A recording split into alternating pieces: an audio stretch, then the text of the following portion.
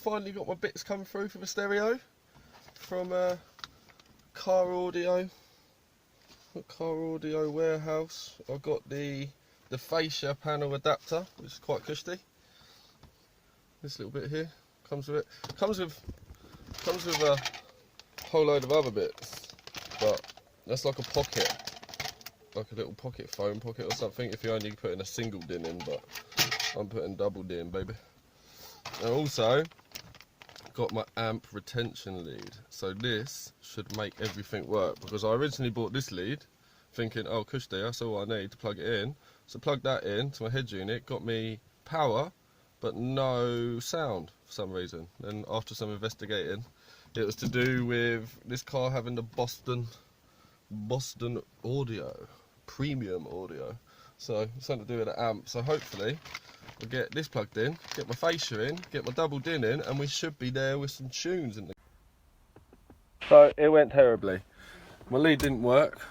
Still fired up the head unit, but still no sound. So enough's enough now. I've decided to get vigilant. So what I've done is located the amplifier here underneath the steering wheel. Underneath it there are two pins, one's larger than the other. The larger one at the back is the input from the factory head unit. Well, that's a terrible angle. This larger one, yeah, that's the input, and then this smaller one is the output. I have located the front two speakers there. I'm assuming the others are back by obviously taking the door cards off and having a look at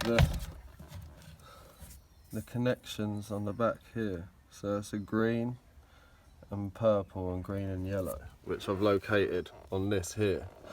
And I've very gently cut some of this webbing, because I've found that if you do that, you've got enough space to feed the output from the amp up through the head unit.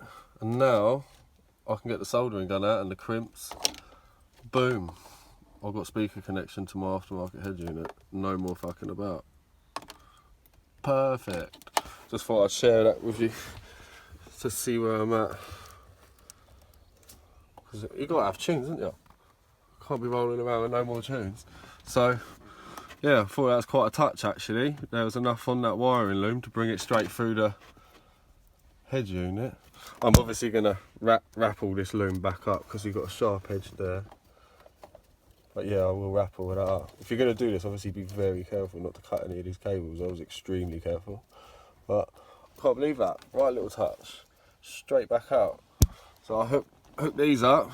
Got my fronts, my rears. I'd imagine in the fifth channel is probably the sub. Or it might be the dashboard speakers. Don't know. I'll have a fiddle with them. See what livens up, what doesn't. Worst case, I'm going to stick an amp in the boot of a sub. So yeah, that's where I'm at. Whoop, whoop. So it's in there, it's done, it's finished. After all that messing around with all the leads and finding the amp and having to rewire the speakers, and that fifth channel I found was the sub, I think, on the parcel shelf. Not that I think, I definitely know. What I'll do is in the description I'll leave a comment saying what colours were each door and what channel. So anyone wanting to do this the way that I've done it can save you having to take your door cards off and that. I'll put it up there for you. But yeah, it sounds alright.